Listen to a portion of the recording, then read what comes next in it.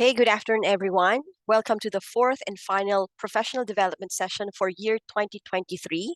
And this is exclusively for participants in the association's mentorship program.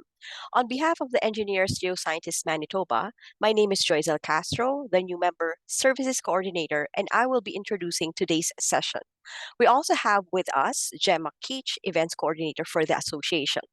So before we start, I'd like to acknowledge the association office, and the majority of its practitioners are located on Treaty 1 territory and the original lands of Anishinaabe, Cree, Oji-Cree, Dakota, Inuit, and Dene peoples, and on the homeland of the Métis Nation.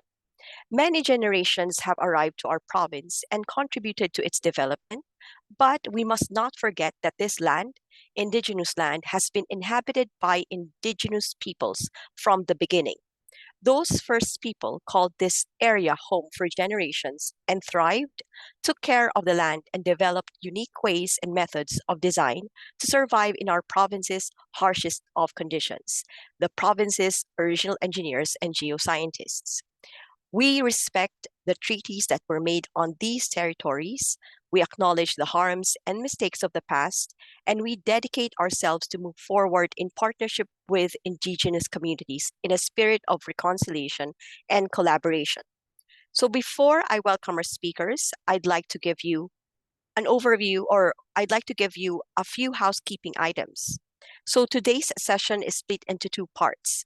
For the first hour, we will have a presentation on communicating with confidence, and then you will find that you are unable to unmute or turn on your video during the presentation portion.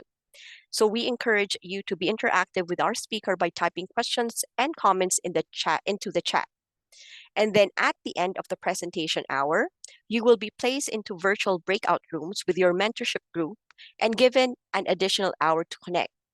We will be providing you with some discussion questions to get you started.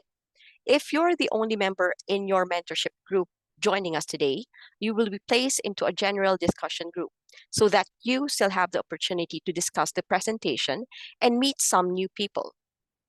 So this presentation is being recorded so that you can revisit it afterwards. So a link will be sent to your email later this week.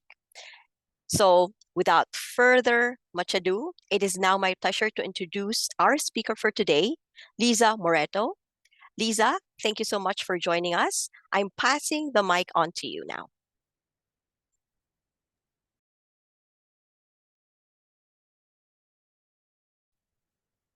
Okay, first of all, welcome to everybody, and thank you, the association, for first of all inviting me to be part of this, but also for offering this to the members. Mentorship and mentoring is a great opportunity.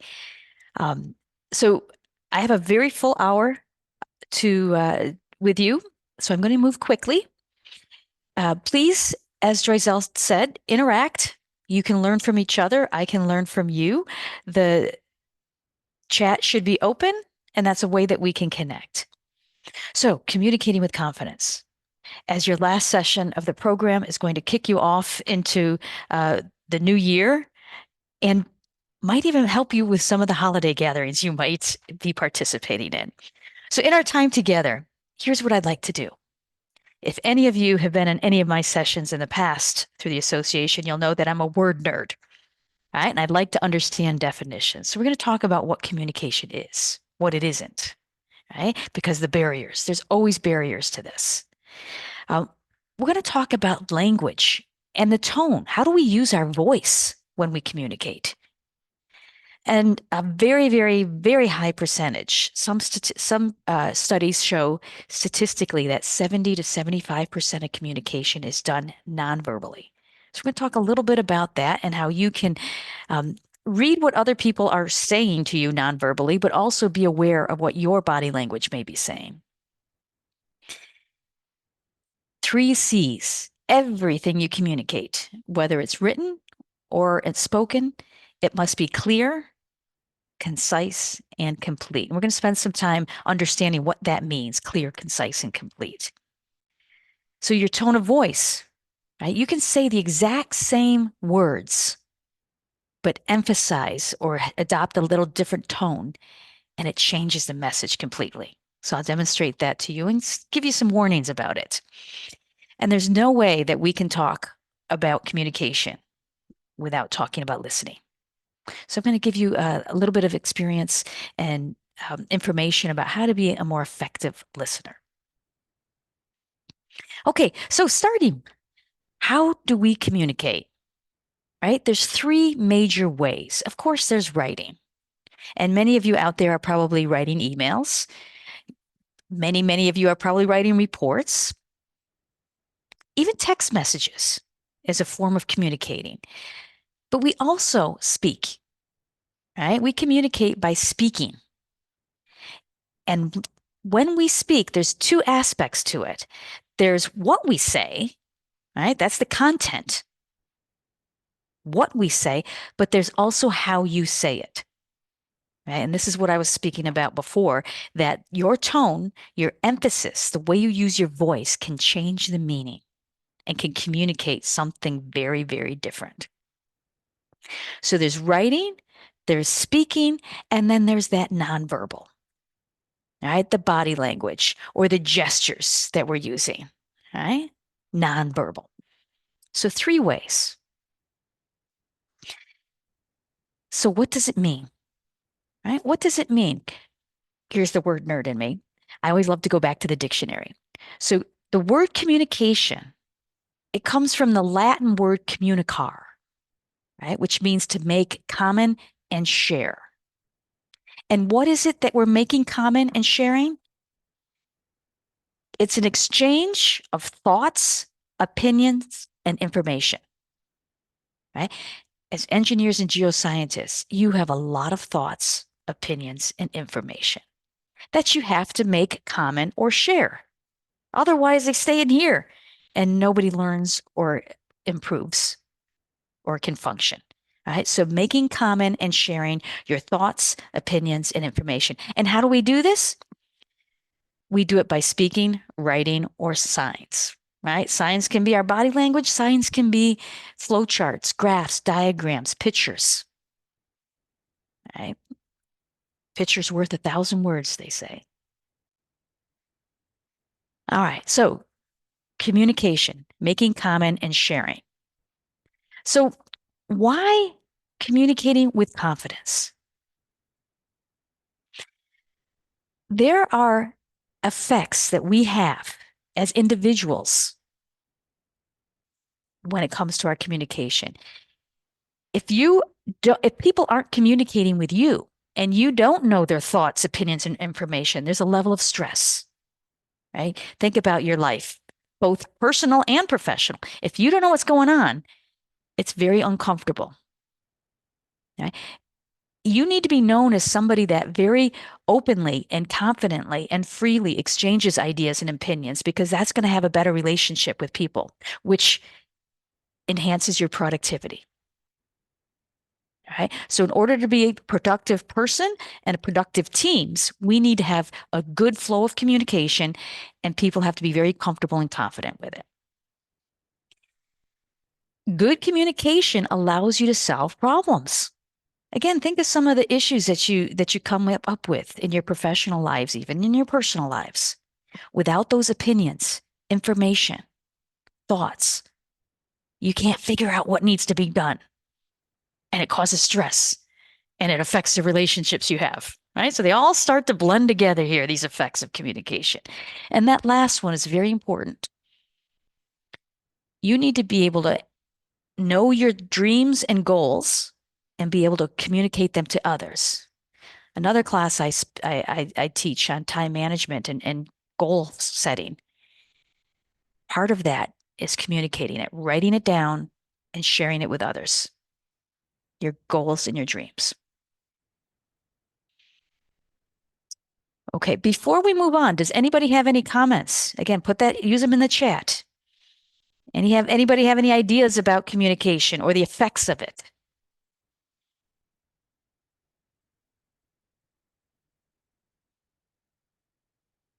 Because it's all well and good to say, yeah, well, I understand. I don't want to have stress and I want to openly share, but there's barriers. There's absolute struggles and barriers that we have, blocks to communication. Okay. I want to lump these into three categories. The first is different language. Right? Again, put into the chat, please. What does that mean? A barrier to communication with a different language. And let's think beyond French and English. All right. What other types of language barriers do we have?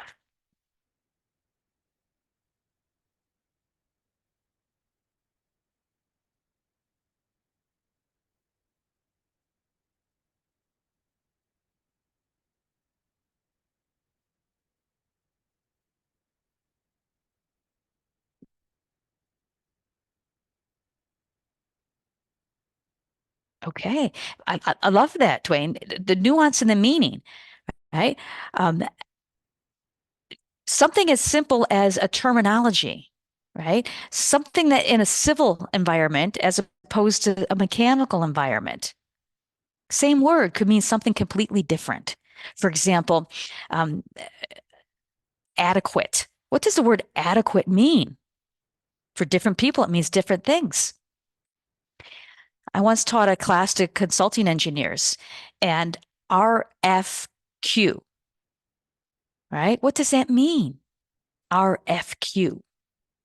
Well, some people understand that as request for a quote, right? How much is this going to cost? Others interpret it as request for qualification. Can you do it? Imagine the miscommunication that happens when a consulting firm sends to Hydro, here's how much it's going to cost. And Manitoba Hydro's thinking, we just wanted to know your qualifications. Don't tell us how much it's going to cost, right? Miscommunication. All right, different languages, right? You could even think of the demographics, right? Age, older people and younger people have a completely different language and terminology. How about cultures? Why do I list cultures as a barrier to communication? Any ideas on that?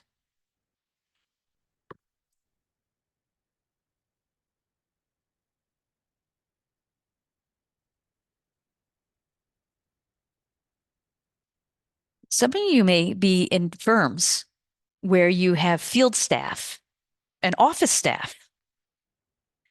The culture of those two environments are very different and could cause communication barriers.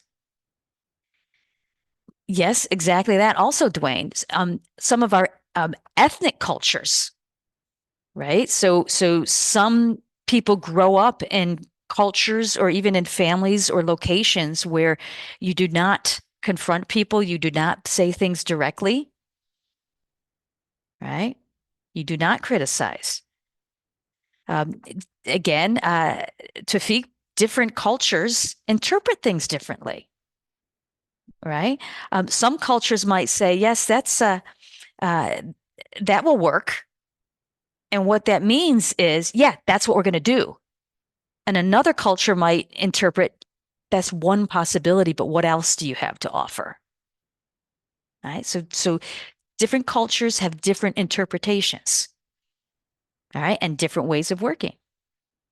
I always like to say, and I don't know if there's any folks from the IT world out there, but IT professionals have a whole different work culture than other areas of companies.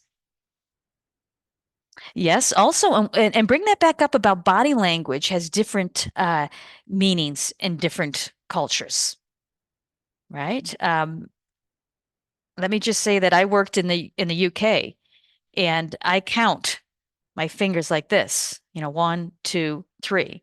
And I got into a lot of trouble with that gesture. And Gemma, you don't know what I'm saying. All right, the third group, barriers to communication. We've got language, we've got cultures, and we have locations. What do I mean by a location causing a communication issue? How could that affect our ability to share and make comment, our ideas, thoughts? information?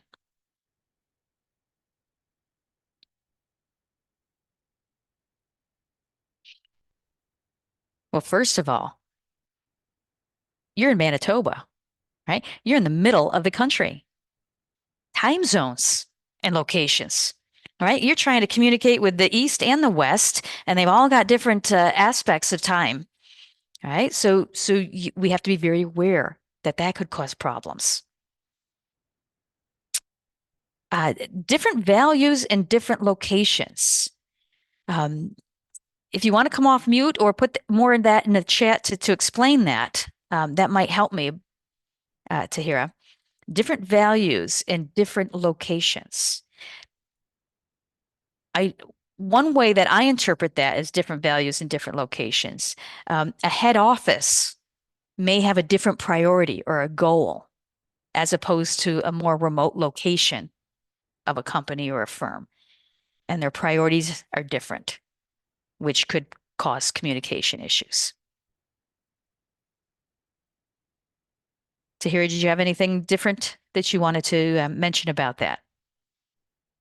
Hi, I was not really ready, but I feel it's a location could be cold, hot, this kind of also can be religious too. So in Okay. my mind, some location when like one person I am in Manitoba is a different dress code, different attitude, different kind of communication. However, when I go to back home, is a totally different way I communicate. Okay. What you have just explained, I love that because you are adapting to your audience, right? And we'll talk a little bit more about that. Ilana, did you have a comment?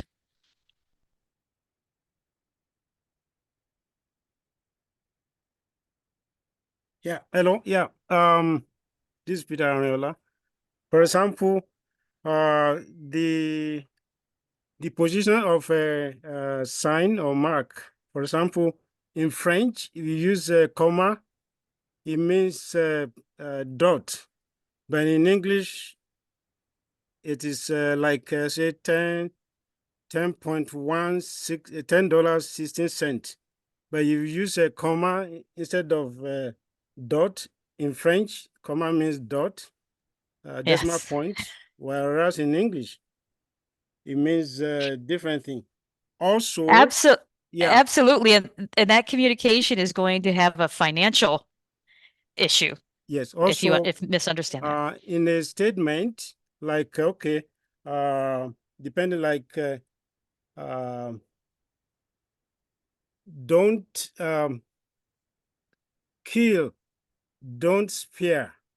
But if you say don't kill, if you put comma after kill, don't spare, it means that kill the person, don't spare his life. But if kill, don't kill, no, kill not. If you put comma there, spare, but you don't kill, not spare. So the position of comma can mean different meaning.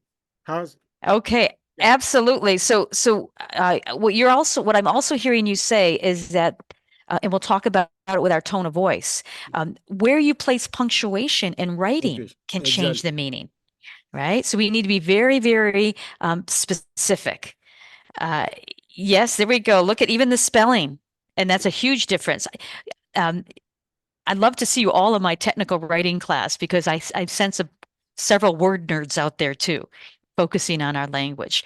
But again, everything you communicate, I want you to think about this. It has to be very clear, very concise, and complete. All right. So watch what happens here.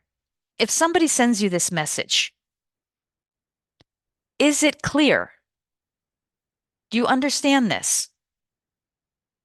Yeah, it's 4 words. I understand it. There's a meeting that I need to go to.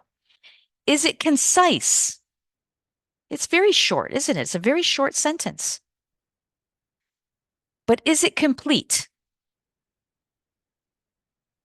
Does it answer all of your questions? Or are you left with questions that you have to ask?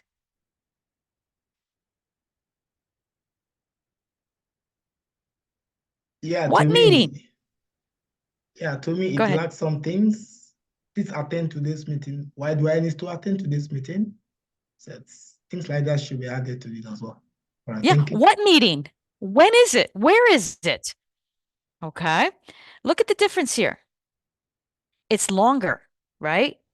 So we have balanced between keeping it as short as possible, but making sure that we have answered all of the questions. Now, you don't have to reply back and ask. You know when, where, and what meeting. All right. Clear, concise, and complete. All right. So what does it mean? Clear. You need to use that language that your audience is going to understand. Right. Make sure, and I loved, I forget who said it, but I change my communication depending on who's in front of me. Right. Use the language your audience is going to understand, and use nice, simple words. Right. Many people are working in second or third languages, and all of you are working in technical environments. So use the nice, simple words around your technical words. Don't say consequently when you can say a tiny little word like so.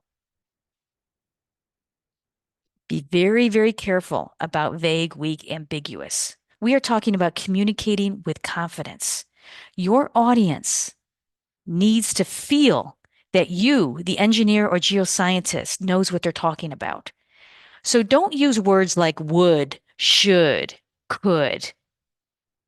I would greatly appreciate your kind attention to this. Please. Right? Find that right word at the right place. All right. It's not good, it's ideal. Right? Listen to the difference between those words, good or ideal. So practice finding words that really get the message across. So be very clear, be very concise. All right? Get rid of all the extra words. Watch what happens. A number of. In one word, you can say it in several or many.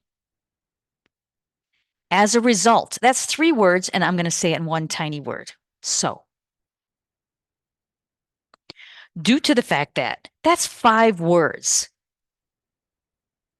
I can change that to 1. Because. In an area where, 1 word, just where. In the event that. Tiny little word, if. In the vicinity of, well, that's near. Now think of this. In writing, especially, but also in speaking, all of those extra words just waste space and make it difficult to understand. So be very concise, but you better make sure you answer all the questions, right? This is what we call the need to know versus nice to know. One of the trickiest parts of communication for technical people is deciding how much to say or how much to write, right? You have so much information. You can't give it all to them. And if you just give them bits and pieces, they're not going to understand. So who's my audience? What questions are they going to have? And just make sure you answer them all as short as possible. All right. Watch what happens.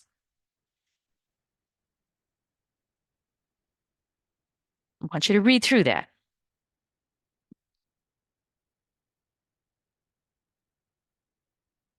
And then ask yourself the 3 C's.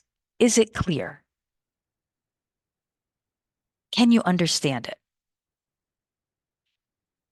I think so. There's no fancy words in there. I can understand it.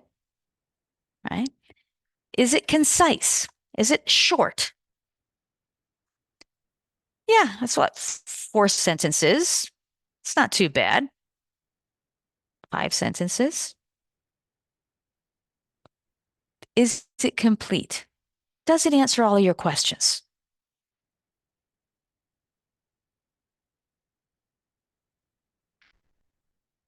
I don't know there, as of this date. What date? We are falling behind. Who's we? Do you see how that complete can cause more confusion? So you're going to see on my next screen, I've revised it. It's still clear. I've had to add some words into it in order to answer the questions.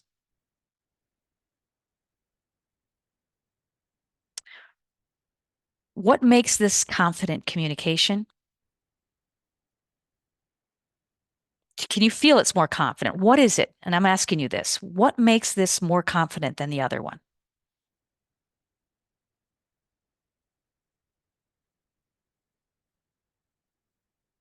Dates,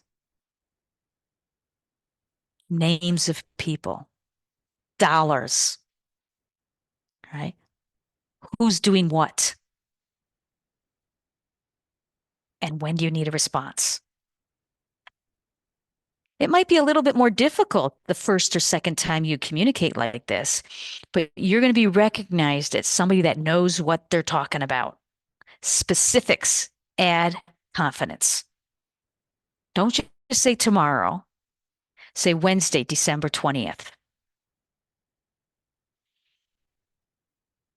Okay. All right. So how do we do this? All right. How do we become a more confident, effective communicator? You need to be aware. You need to speak and use your voice confidently. You need to look at that nonverbal and you need to listen. Okay, so let's talk about each of these. First of all, one of the best things that I can give you is when you're speaking or when you're writing, whenever you are communicating, I want you to know you bring value. Somebody has asked you a question because they respect you and understand that you have the answers. All right, so know that in your mind. Become more confident and comfortable with yourself, right? Who am I? What do I know? Why am I an expert in this field? Surround yourself with positive, uplifting information and opportunities. And this is the trickiest part. Only you can control that conversation, what's going on in here.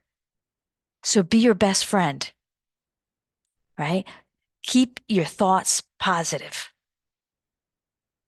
Now, that's only half of the communication because you have to recognize that whoever your audience is, they have value also, right? Think about what we call that golden rule. How do you want to be treated? Well, treat others that way, right? Everyone has a story. Listen for it. Find it out because they have value, right? And there are going to be difficult people. There are going to be people where your communication is clashing. Here's the thing. When you have a difficult person or a situation, look to that situation or that person as an opportunity to really practice your skills, right? Don't run away from it. Work harder and learn from that negative situation. All right, so let's talk about our voice. All right, I've heard a lot of people mention tone. All right, has anybody heard or been told, watch your tone? All right, our voice can become very annoying, aggressive, or attacking, and we have to be careful about that. The more stress we have, or when we're not aware of ourselves, we lose control of our voice. Okay, so I'm going to give you some ideas on how to use that tool of your voice to add confidence. One thing is vary it. Your speed, faster, slower, your volume, a little bit louder, a little bit softer, even your sentence length. Sometimes you want to have longer sentence, others keep it short. Right? So vary your speed, your volume, and your sentence length. And that's going to help communicate your message correctly. If I sat here for the whole webinar and just talked like this in very long monotone without any emphasis to my voice, you would probably get very tired and sleep, especially because it's probably over you. Right? Show your enthusiasm, use your voice, but be careful because watch what happens here. I'm going to emphasize the big, bold, dark word and listen to the way the message changes. The first one, it's important for me to know this information early, right? It's important. This is not trivial. This is a very important message. Second one, it's important for me to learn to know this information early, right? I'm the one that should have heard. I need to know it, not somebody else. Changes the meaning. It's important for me to learn. It's important for me to know this information early, right? Why did you wait? Now it's too late. So read those 3 statements in your mind, and can you hear the change of message just by the way you emphasized a word?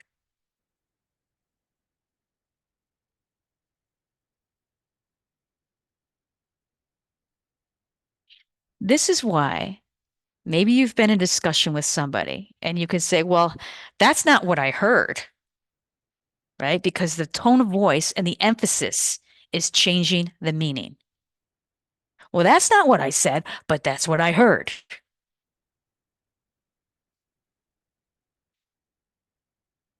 All right, so speaking of hearing, right, you need to be careful of your voice and also listen for other people's voice because it's sending a message. So a high pitch, right? A high pitch in somebody's voice, when it goes up a little bit higher like this, often that's interpreted as being very anxious or maybe upset. And the opposite of that is when it comes down very low, and a low pitch sounds very serious and authoritative. Right? Can you hear the difference when my voice goes a little bit higher or a little bit lower? Right? So here's my lesson. Vary it. Right? I got to tell you, this is not my normal voice. It's a little bit lower right now because I'm making a very serious point. When I get excited and I'm a little bit more lighthearted, I'm going to talk a little bit faster and a little bit higher with my voice. You have control over this. Use this tool. Any comments about that?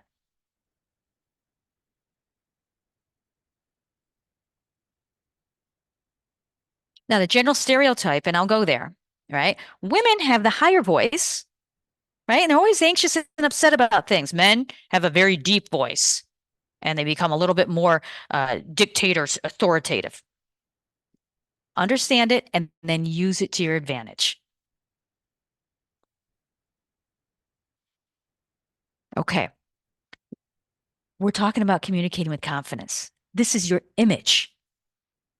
What you say, what you write is creating trust, respect for you and for your information and your organization. So be clear, concise, complete. Take time to organize, right? So that need to know, nice to know. Figure out what really needs to be said. Be careful of your emotions, right? Because your voice will express anger, frustration, disappointment, boring, right? So filter that. Need to know versus nice to know, right? What's relevant and related? Stick to the point.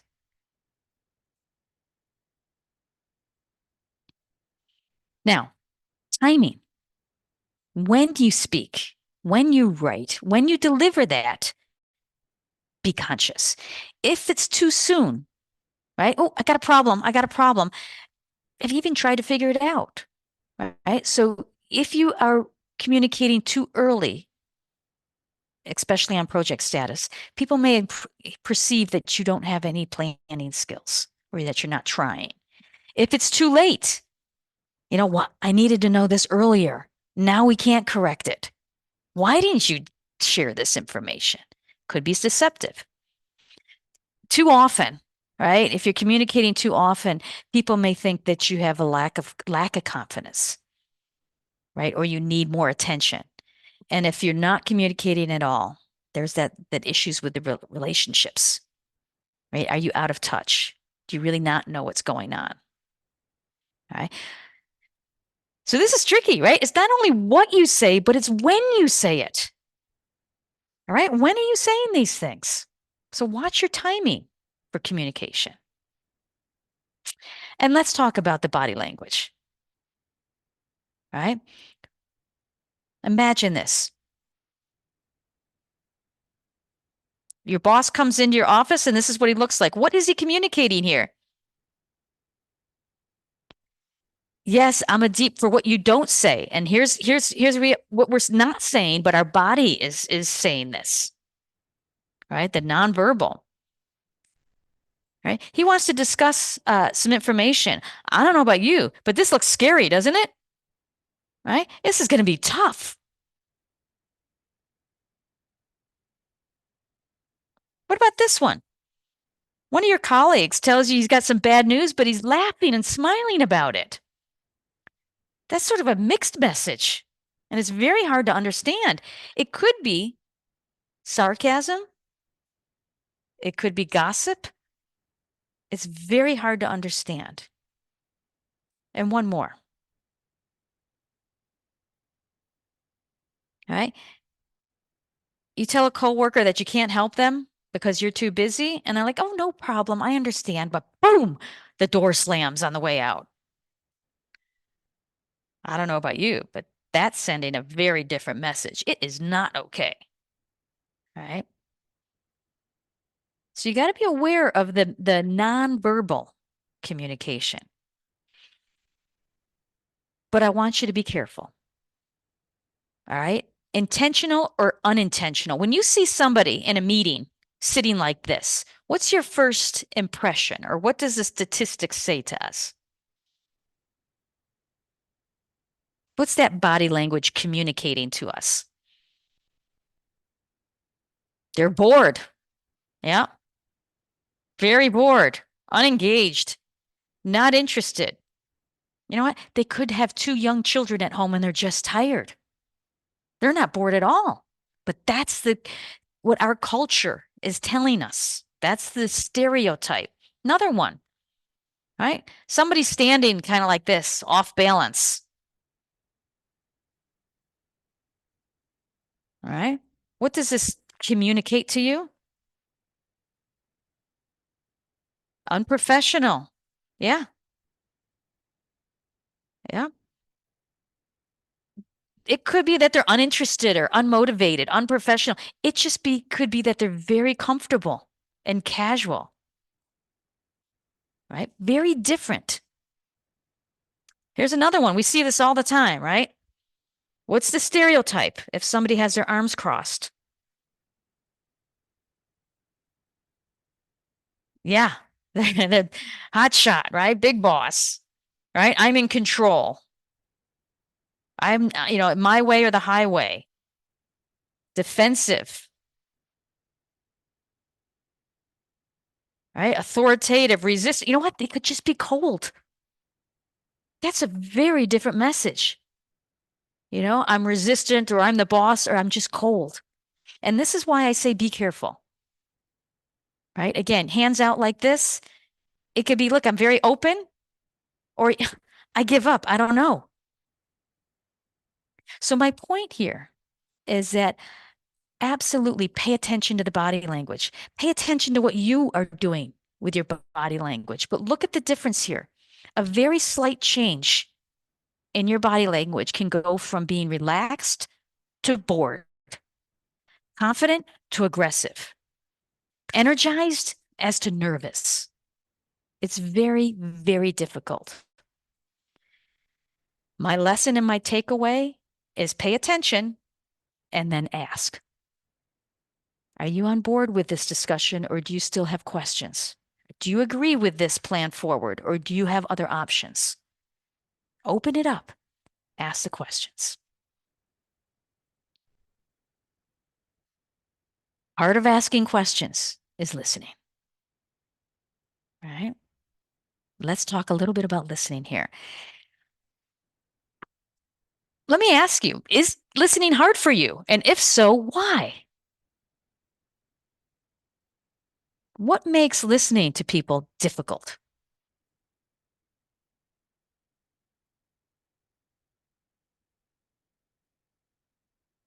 Any ideas?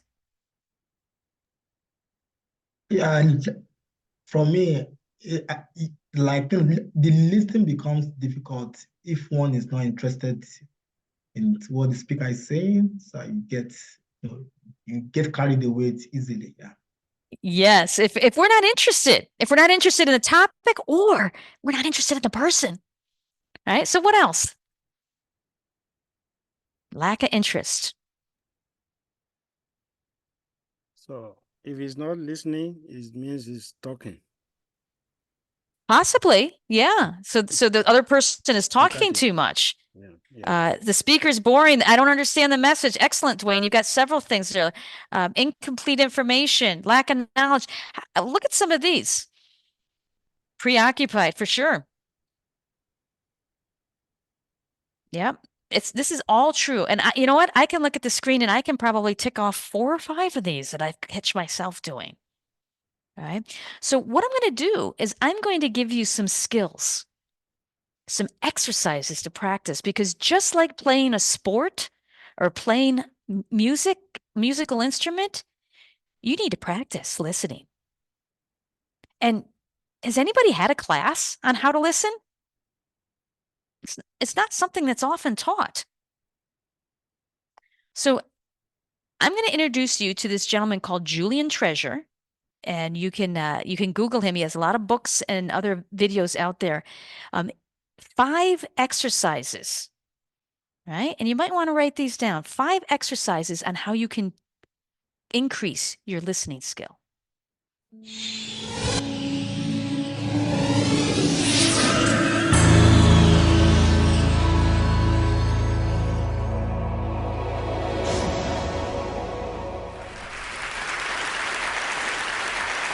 We are losing our listening. We spend roughly 60% of our communication time listening, but we're not very good at it. We retain just 25% of what we hear. Now, not you, not this talk, but that is generally true. Let's define listening as making meaning from sound. It's a mental process, and it's a process of extraction. We use some pretty cool techniques to do this. One of them is pattern recognition. So in a cocktail party like this, if I say, David, Sarah, pay attention, some of you just sat up. We recognize patterns to distinguish noise from signal, and especially our name. Differencing is another technique we use. If I left this pink noise on for more than a couple of minutes, you would literally cease to hear it. We listen to differences, we discount sounds that remain the same. And then there is a whole range of filters. These filters take us from all sound down to what we pay attention to. Most people are entirely unconscious of these filters, but they actually create our reality in a way because they tell us what we're paying attention to right now. I'll give you one example of that. Intention is very important in sound, in listening. When I married my wife, I promised her that I would listen to her every day as if for the first time. Now that's something I fall short of on a daily basis. But it's a great intention to have in a relationship. But that's not all. Sound places us in space and in time. If you close your eyes right now in this room, you're aware of the size of the room from the reverberation and the bouncing of the sound off the surfaces. And you're aware of how many people are around you because of the micro noises you're receiving. And sound places us in time as well, because sound always has time embedded in it. In fact, I would suggest that our listening is the main way that we experience the flow of time from past to future. So, sonority is time and meaning, a great quote. I said at the beginning, we're losing our listening. Why did I say that? Well, there are a lot of reasons for this. First of all, we invented ways of recording. First writing, then audio recording, and now video recording as well. The premium on accurate and careful listening has simply disappeared. Secondly, the world is now so noisy, with this cacophony going on visually and auditorily, it's just hard to listen. It's tiring to listen. Many people take refuge in headphones, but they turn big public spaces like this, shared soundscapes, into millions of tiny little personal sound bubbles. In this scenario, nobody's listening to anybody. We're becoming impatient. We don't want oratory anymore, we want sound bites. And the art of conversation is being replaced, dangerously, I think, by personal broadcasting. I don't know how much listening there is in this conversation, which is sadly very common, especially in the UK. We're becoming desensitized. Our media have to scream at us with these kind of headlines in order to get our attention. And that means it's harder for us to pay attention to the quiet, the subtle, the understated. This is a serious problem that we're losing our listening. This is not trivial, because listening is our access to understanding. Conscious listening always creates understanding, and only without conscious listening can these things happen. A world where we don't listen to each other at all is a very scary place indeed. So I'd like to share with you 5 simple exercises, tools you can take away with you to improve your own conscious listening. Would you like that? Good. The first one is silence. Just 3 minutes a day of silence is a wonderful exercise to reset your ears and to recalibrate so that you can hear the quiet again. If you can't get absolute silence, go for quiet. That's absolutely fine. Second, I call this the mixer. So even if you're in a noisy environment like this, and we all spend a lot of time in places like this, listen in the coffee bar to how many channels of sound can I hear? How many individual channels in that mix am I listening to? You can do it in a beautiful place as well, like a lake. How many birds am I hearing? Where are they? Where are those ripples? It's a great exercise for improving the quality of your listening. Third, this exercise I call savoring, and this is a beautiful exercise. It's about enjoying mundane sounds. This, for example, is my tumble dryer. It's a waltz. 1, 2, 3, 1, 2, 3, 1, 2, 3. I love it. Or just try this one on for size.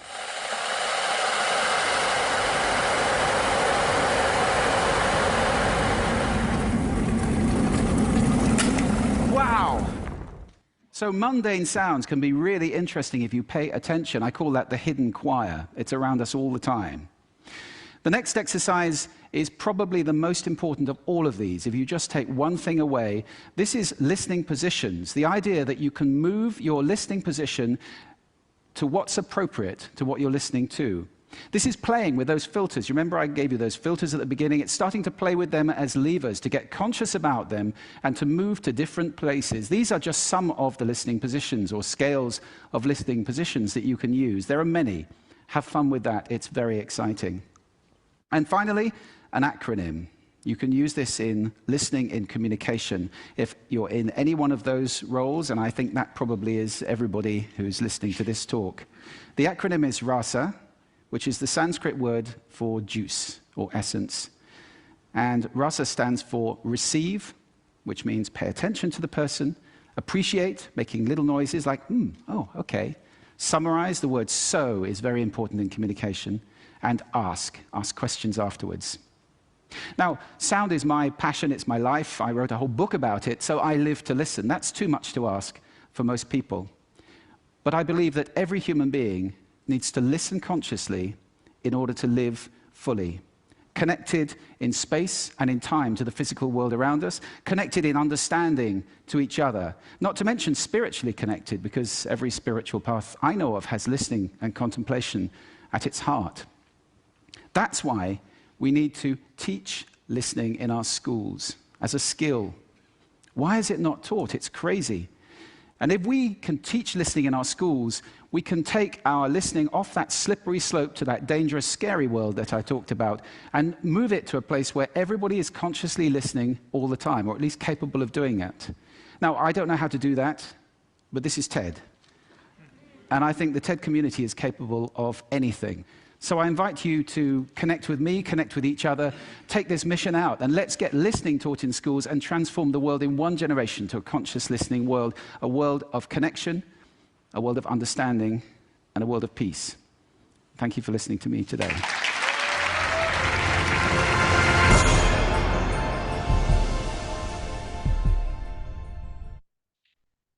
So when you get into your groups in the breakout afterwards, this might be an excellent topic to continue discussion on, right? Is what are those, what exercises can we do, and which one really resonated with you? Which one do you want to use to practice your listening skills? So again, be more mindful, be in the moment, encourage that speaker, help that person with nods and affirmations. Just stay focused and don't think ahead. Let the speaker speak. Don't interrupt. Watch the body language. And if you are unclear, always ask, right? The body language, and somebody said this, it may be communicating what they don't want to communicate. So don't interrupt, use the body language, and use those filler words. Don't forget to ask questions, right? Avoid the yes, no's, right? Instead of saying, will this work in your environment? Say, how will you implement this in your environment? So they have to express more. So here's a very important idea. When you listen, you need to be quiet. And look at that, it's the exact same letters. Isn't that interesting? Right? As speakers, sometimes the silence is scary. But from our listener's point of view, it's very comforting. All right, so don't be afraid to have some silence in there. And I always like to do the math with my technical people. We have 2 ears and 1 mouth, so you need to be working much, much harder at your listening than at your speaking. Okay, so conflict. And again, I do a session on conflict at EngGeoMB and possibly even in the mentoring program here. But conflict, because we have different communication styles, we're going to have conflict, right? We all have different ideas, thoughts, opinions, what we should do. But here's the thing. Conflict and expressing your opposing idea with your communication can lead to better ideas. So don't be afraid to disagree, right? And if somebody is disagreeing with you, welcome it. Conflict doesn't have to be bad. It's when you communicate it aggressively or annoyingly that's when the conflict gets difficult. So work on the listening skills, and that will minimize the conflict. Okay, so look at the agenda that we set forth 50 minutes ago. We discovered, what communication is, right? That exchange of ideas and thoughts and how we do it, speaking, writing, and signs. We talked about the barriers that we have to overcome. Language, location, culture. We talked about the tone of voice and matching your language to your audience using nice, simple words.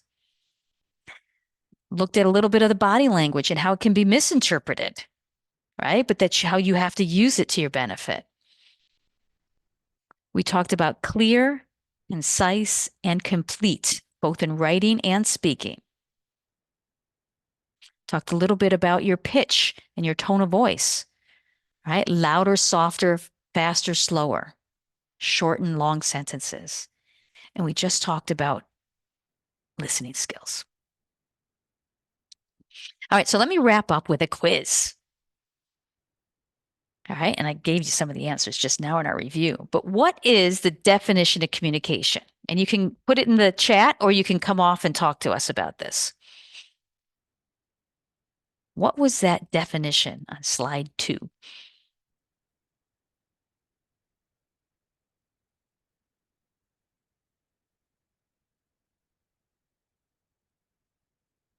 Comes from the Latin word communicar, which means what? Sharing of information, Dwayne, yes? What kind of, it's information. It's also your thoughts and opinions, right? To make common or share. All right. What is one of the communication barrier? Oh, I like that, John, in a caring way. Yes. Sharing information in a caring way. Conveying your thoughts, right? Interchange of your thoughts. All right. Question 2, what is communication barriers? The cultural differences. Yes. What else? We said there were 3 of them. Cultural. Location barrier. Absolutely. And the third one is the language. Very good. Okay. And again, think broadly. Language, culture, location. Yes, assumptions, I like that too, right? That's interpretation. And that's why it leads right into my next question. What were those 3 C's? Everything you communicate must be this, this, and this. Clear? That's 1. Concise and complete. Excellent, everybody. 3 C's. And the concise and the complete are the 2 that fight. You have to have both. Clear, concise, and complete. Okay, what is one way to improve your listening? All right, what is one way?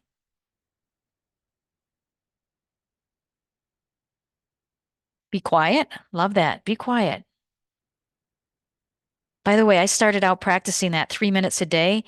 It was torture. That's a long time. I'm up to 15 minutes now, and I just love it. I just love going inside and being quiet. All right. Some other things that you can do. Oh, savoring, Benson. Excellent. Yes, listening to that, what's around you. I could smell the coffee just by hearing the coffee pot brewing. Rasa. Yep, the juice. There it is again. Receive, appreciate, summarize, and ask questions. Yeah.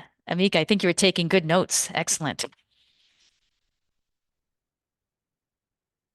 Okay. Last question. Give me some ways to use your voice to deliver a message. This is a phenomenal tool that we didn't get an instruction manual with. What's one way to use our voice? Pitch, absolutely. Higher sometimes and sometimes lower. All right, what else? Yep, high and low. Excellent. Speed and the volume.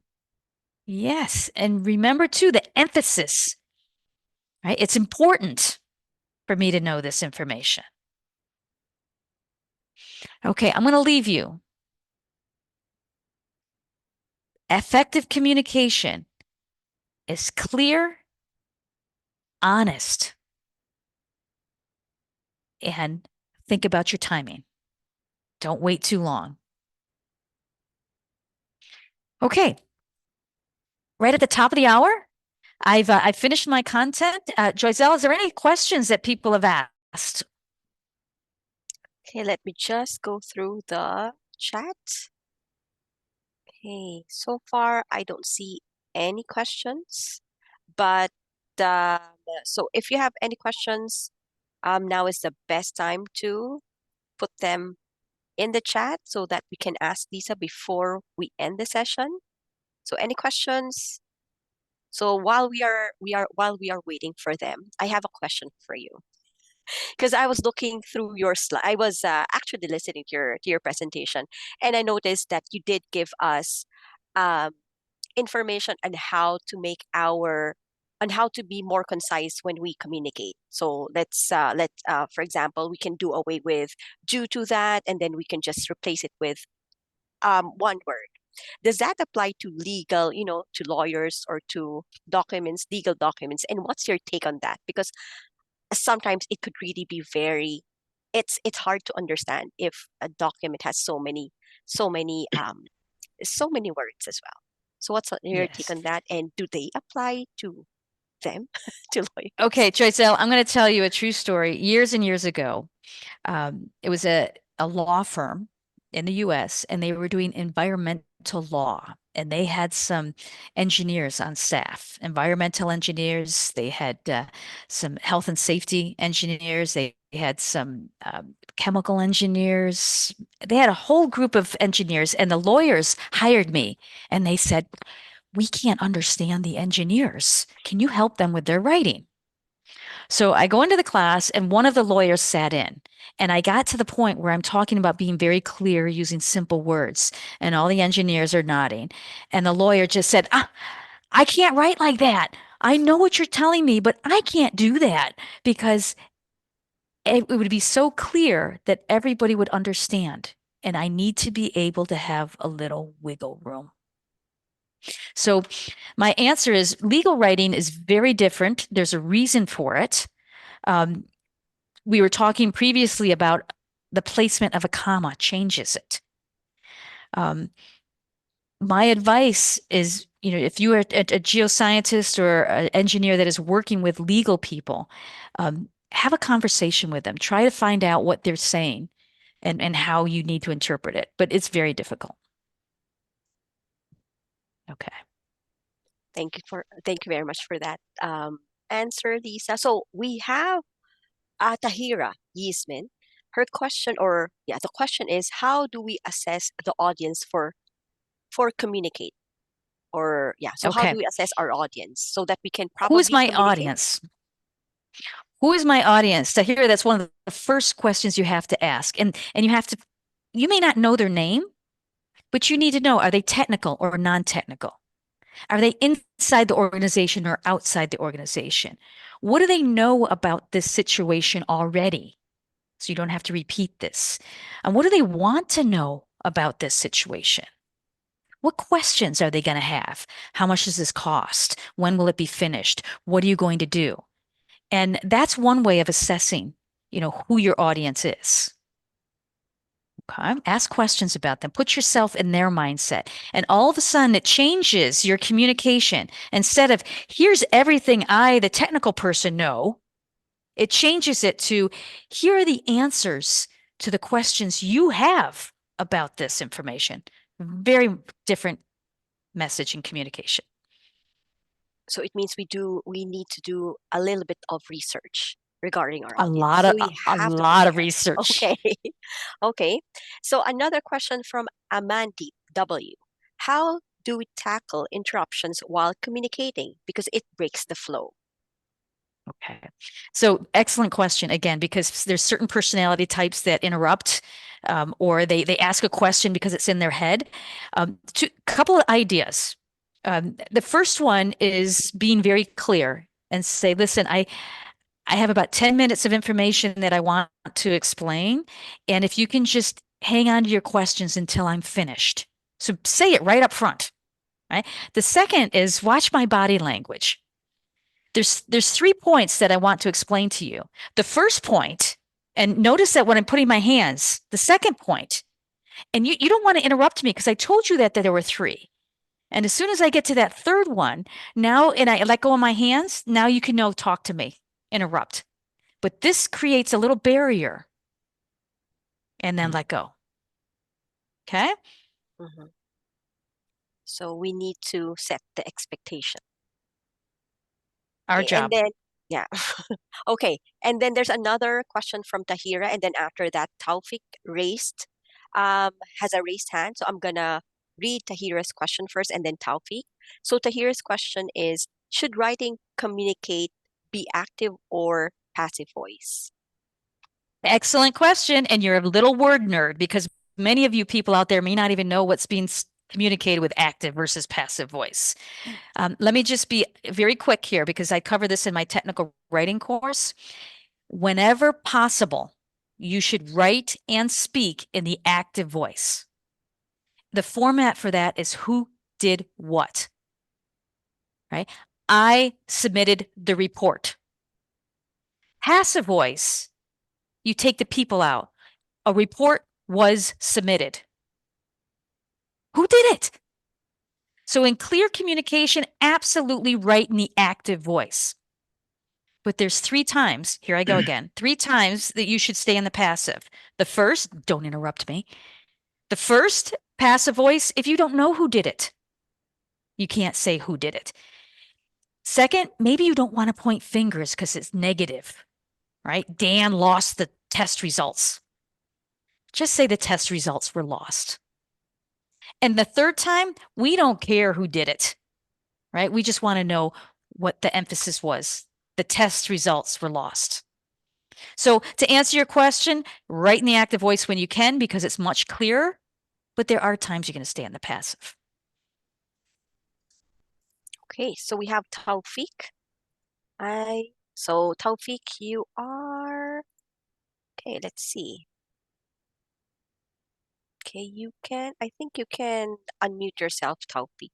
Yeah, You're now. yeah. Thank you very much for that presentation. Please, I want to know if I attended an interview and probably the member of the panel of the interview, you have a technical person, maybe you have a human resources among them. And if I have a question that is going to be a technical question, do I need to say, okay, this question is so person, since I know he's the only technical person on that panel? So is it relevant to say that, or I can just open up the question and go ahead with that? Okay, so let me see if I understand. The situation, Taufik, is that it's an interview situation and there's a panel of people and you have what I call multiple audiences, multiple levels. Yeah. Some people are say management, administrative level, and they don't have the technical knowledge, right, as you do, but there is a technical person there. So the question you ask is, how do you address that? Can you go right into the technical, or do you need to give an overview? Is that true? Is that the question? Yeah, that's it, yeah. Okay. And by the way, this is in speaking and in writing again, right? So when you have multiple audiences, you have to give all of them something, right? Because the risk is if you stay at the higher level to address the management level, the technical people think, oh, you don't know what you're talking about. And if you jump right into the deep technical, the management people are like, I got to make a decision on this and I don't know what he's talking about and I feel stupid. So you have to address both. One way to do that is very quickly say, let me give you a quick overview, 4 or 5 sentences, and then let me get into the details here. And then always follow it up with, if you need any questions, if you have any questions, I will remain here until you all understand it. Okay. All right. Thank you very much. Good luck. That's a tricky one. Yeah. Okay, thank you. Thank you, Taufik. Any other questions? Okay, let me just check the chat. Okay, so there's no more. We have a question from Peter Arinola, but it's regarding the presentation. The presentation is recorded, so it's going to be shared after this. And Amandeep. Okay, so Amandeep has a comment. Passive has more filler things. Active voice has more control on message being conveyed. Okay, and I don't see any other questions. Nothing? Okay, so Lisa, we appreciate you for sharing your knowledge on how to communicate with confidence. So you gave us a lot of things to ponder on when it comes to communicating with each other, from the pitch of our voice, using the right words, and conveying the body language, or how do we speak, and then a combination of body language. I will definitely practice conscious listening skills so I can respond appropriately and ask questions if I need to clarify and avoid miscommunications that may lead to conflict. So we look forward to seeing you again, and we wish you a happy holiday.